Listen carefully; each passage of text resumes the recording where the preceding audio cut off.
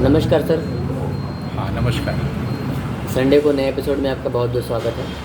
आपका भी अभिनंदन। सर, तकरीबन ऑलमोस्ट 100 साल पहले एक बहुत ही पॉपुलर फिल्म है the passion of John of arc. John है कि जॉन आप? जो एक्चुअली जोआना उसका उच्चारण है, अच्छा जोआना ऑफ आर्क। अच्छा, तो the passion of John of arc. तो अभी मैंने वो देखी, मुझे बहुत ही कमाल की फिल्म लगी। और ऑलमोस्ट 100 साल, 96 साल, अगर 1928 में है, हमने 24 में है, तो लगभग 100 साल होने वाला है। और 100 साल पहले इतनी प्रभावशाली फिल्म बनी है, जबकि वो साइलेंट फिल्म है। तो सर, सवाल यही है कि cinema was a technological discovery, right? Just like fire. आग का भी डिस्कवरी एक्सीडेंटली था, और एक्सीडेंटल डिस्कवरी सिनेमा भी है। तो आग का यूज़ थोड़ा अजीब तरीके से मैं पूछ रहा हूँ। हम लोग सिर्फ फायर का यूज़ सिर्फ पटाखे जलाने में या हाथ सेकने में तो करते नहीं हैं। हाँ, तो वैसे सिनेमा का यूज़ मोस्टली बस एंटरटेनमेंट पर्पज़ से अभी के टाइम में हो रहा है। और 100 साल पहले जॉन ऑफ आर्क जैसी महान फिल्म बनी है, अगर उसको महान कंसिडर करें तब, वो इंडिविजुअल चॉइस है। तो लगभग 100 साल हो गए उस फिल्म को बने हुए। और 100 साल में सिनेमा को, वही मेरी छोटी मुँह बड़ी बात है कि 100 साल में सिनेमा को जितना इवॉल्व होना चाहिए था, शायद उतना नहीं हुआ है। 100 साल काफ़ी टाइम हो गया, काफ़ी समय तो होता ही है। मेरी इज्जत, सॉरी टू इंटरप्ट, एक लाइन और ऐड करना था कि मुझे फिल्म बहुत अच्छी लगी। म्यूज़िक और सिनेमेटोग्राफी, कई सारे चीज़ें हैं, और वो इनर वर्ल्ड के ऊपर बनाना बहुत मुश्किल भी है। तो जब मैंने टाइम देखा कि 1928 में बनी है, तो बहुत ज़्यादा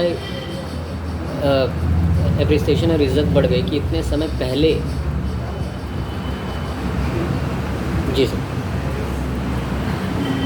वो साइलेंट एरा की फिल्म है। यस। तो 1928 से पहले भी बहुत अच्छी फिल्में बनी हैं। उसको भी देख के आप मुग्ध हो जाएंगे और कहेंगे कैसे हुई है। 1908 में, 7 में, 13, 14 हो सकता है भाई।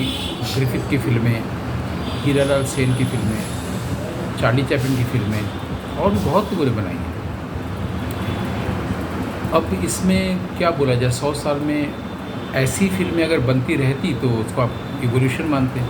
मतलब आपको भी, आप भी बहुत बार कहते हैं कि टेक्नोलॉजिकल एडवांसमेंट, एवोल्यूशन बहुत हो गया है, लेकिन फिलोसॉफी के लेवल पे, सब्सटेंस के लेवल पे, या जो धर्म है सेवन्थ आर्ट का, सिनेमा का, उस लेवल पे तो पता नहीं। वो उसमें देखिए 2-3 चीज़ें हैं। पहले तो शब्दों पर एक बार आना पड़ेगा। हम लोग टेक्नोलॉजी बोलते हैं ना जी। टेक्नोलॉजी साइंस नहीं होता। इसको आप अपने एकांत में सोचिएगा।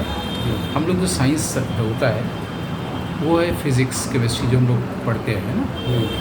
तो एग्जैक्ट साइंस होता है फिज़िक्स, और एग्जैक्ट फिज़िक्स होता है थर्मोडायनेमिक्स।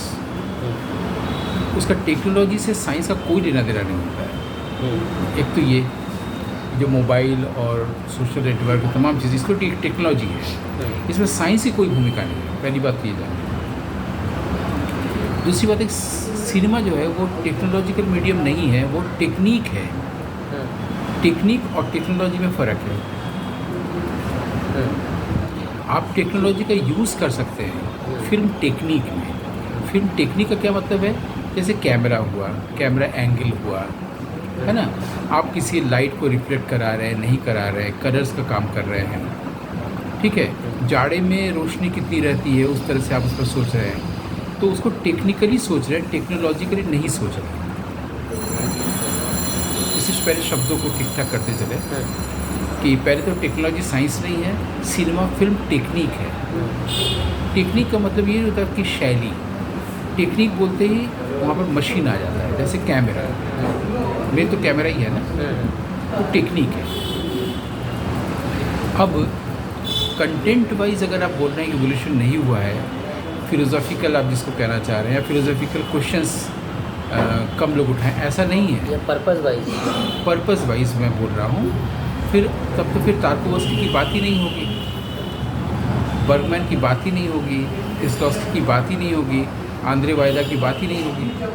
आंद्रे वायदा, उसका स्पेलिंग है, जो लोग हम लोग की इस प्रोग्राम को सुन रहे हैं, क्योंकि वो लोग आजकल हर चीज़ में तुरंत गूगल में सर्च कर रखते हैं ना, तो उनको आंद्रे वायदा खोजेंगे तो नहीं मिलेगा। उसका स्पेलिंग है आंद्रेज वाजदा।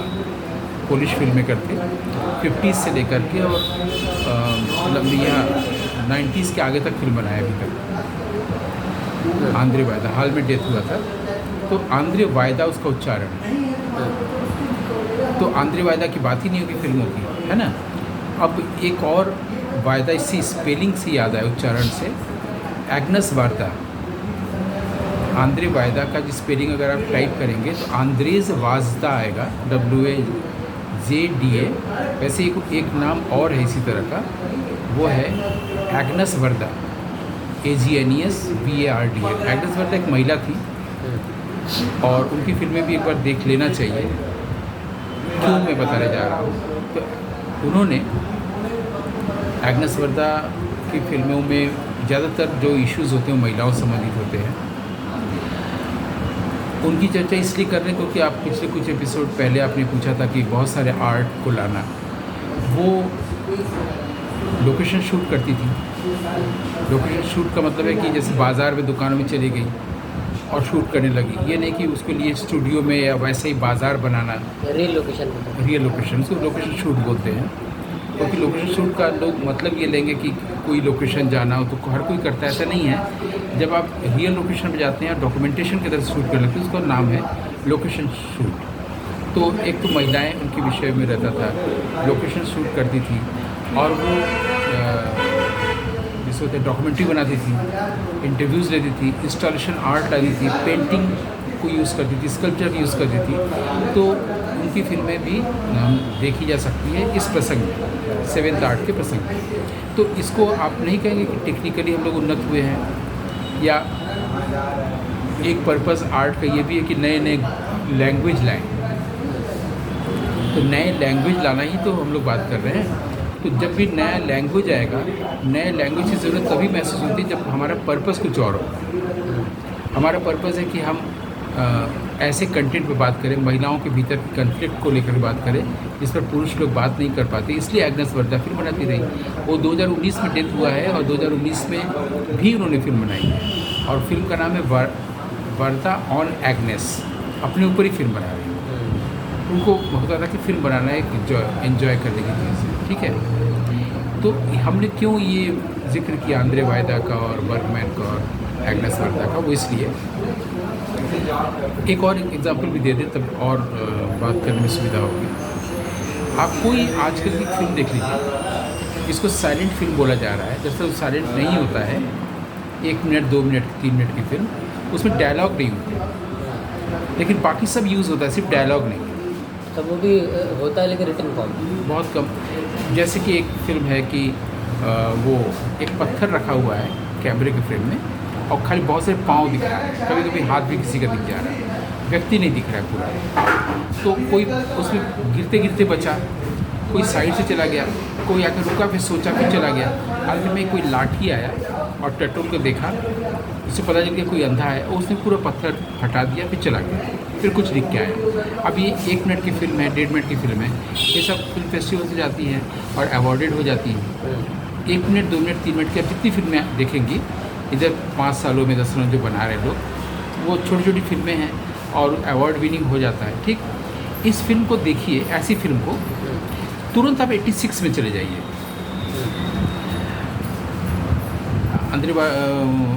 वो एग्नेस वर्दा की फिल्म का नाम अचानक आ गया, क्लियो 527, CLEO, क्लियो 527। 86 में जाके एक फिल्म आप देखिए,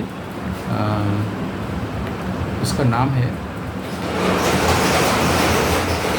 86 में तारकोसी की अंतिम फिल्म आई थी सैक्रिफाइस ना। तो सैक्रिफाइस्ड यूथ कि एक लड़की शहर से अपने गांव जाती है और गांव में रहती है, चाइनीज़ फिल्म है। इस फिल्म को आप देखिए, इसको देखने पर ही वो उत्तर आपको मिलेगा जो मैं भी बताऊंगा नहीं, कि अभी की कोई फिल्म देखिए 1-2 मिनट की जो अवार्ड विनिंग है, वहाँ से 86 में इस चाइनीज़ फिल्म में चले जाइए, अचानक से आप शांत होने लगते हैं और फिल्म के उस एवोल्यूशन में आ जाते हैं जो आप जॉन ऑफ आर्क की बात कर रहे थे। ये एक उत्तर दिया जिससे अभी आप सेटिस्फाइड नहीं हुए हो। फिलोसॉफिकल प्रॉब्लम्स को उठाना ही क्या फिल्म का मुख्य पर्पज़ है, ये मेरा आपसे सवाल है। तो फिर आगे चलें। हाँ, क्योंकि अगर पूरे दुनिया में इतने भी लोग हैं, अगर सभी की ज़िंदगी में, चाहे सॉरी जिस भी देश का हो, जिस भी कल्चर का हो, अगर कोई एक चीज़ कॉमन है, सिर्फ एक चीज़ कॉमन है, तो वो है इंसानों का दुख। और अगर कोई भी आर्ट वो दुख की तरफ ध्यान नहीं दिला रहा है, या उस पर बात नहीं कर रहा है, उसको कुछ भी करके अगर कम नहीं हो रहा है, उसको एड्रेस नहीं किया जा रहा है, पर्पज़ वही है कि कम कर सके, तो फिर उस आर्ट फॉर्म का ही कोई मकसद तो नहीं है। उस दुख का फिलोसॉफी से क्या मतलब? कम होगा, दुख कम होगा। फिलोसॉफी का मतलब है फिलोसॉफिकल क्वेश्चंस जीवन का रेस करना, तो वो कि सारा दुख क्यों है, हाँ। दुख से मुक्ति कैसे है। और हमारे यहाँ प्रॉब्लम, इसको प्रॉब्लम कहा गया है, प्रॉब्लम ऑफ सफरिंग, कि हम लोगों ने कोई ओरिजिनल सिन कहा गया है इसको क्रिश्चियनिटी में, कि कोई सिन है हम लोग का, बहुत पहले कभी किसी ने किया है, सेब खा लिया है, उसके कारण मनुष्य को यातना झेलनी पड़ती है, वो हमारा ओरिजिनल सिन है। इस पर बहुत नॉवेल लिखे गए, बहुत सी फिल्में बनी हैं। तो ओरिजिनल सिन और गिल्ट, हमें इसका अपराध है कि हमने एप्पल खाया था, एक कारण, और बहुत सारे कारण हैं। तो प्रॉब्लम ऑफ सिन, इसको प्रॉब्लम ऑफ सफरिंग बोला गया है फिलोसॉफिकली। प्रॉब्लम ऑफ गॉड है नहीं है, अगर है तो फिर आदमी के पास दुख क्यों है, ठीक है। प्रॉब्लम ऑफ डेथ, ये सब मेटाफिजिकल या फिलोसॉफिकल क्वेश्चंस हैं। इन विषयों पर बहुत सारे लोगों ने फिल्में बनाई हैं। बहुत सारे लोगों का मतलब ये है कि जैसे हम बार बार बोलते हैं, बर्गमैन है, अब्बास किरोस्तामी हैं, मखमल बफ हैं ईरान के, फिर अभी मैंने बात की आपको चाइनीज़ फिल्म की, है ना। तो ये सारी चीज़ें चल रही हैं, ये सारी चीज़ें जितनी भी फिलोसॉफिकल चीज़ें हैं, इस पर फिल्में बना रहे हैं। इसी के क्रम में इसको पोएटिक सिनेमा कहा टार्कोव्स्की ने, है ना। तो कुछ लोग हैं जो अभी भी काम कर रहे हैं, जैसे हम लोगों ने किम की-डू की फिल्में देखी, या हम लोगों ने उसकी रशियन जो फिल्म मेकर हैं आंद्रे ज़्याजिंसेव, तो उनके लिए इस तरह की फिल्मों का एक चीज़ आया है, हम लोग इन ऐसी फिल्मों से परिचित नहीं, बात समझ रहे हैं। ऐसी फिल्मों से हम लोग परिचित नहीं, ऐसी फिल्मों को हम लोग अगर देखने जाएं तो पता चलेगा कि इवोल्यूशन हुआ है। लेकिन जोआना ऑफ आर्क की तरह से अगर आप ब्रेसो का भी जोआना ऑफ आर्क देखें तो आपको लगेगा कि वहाँ भी डेवलपमेंट हुआ है टेक्निक के लेवल पर, वो सिनेमाटोग्राफिक टेक्निक से चीज़ों को बता रहे हैं, बात समझ रहे हैं। तो यहाँ पर हम लोग एक ब्रेक ले सकते हैं, या अगर आपको लगता है कि नहीं और बातें हो सकती हैं तो उसको भी हम लोग कर सकते हैं। हाँ, ऐसा कर सकते हैं कि एक फ़िलहाल इस एपिसोड में ब्रेक लें और अगले एपिसोड में हम लोग यहीं से कंटिन्यू करें।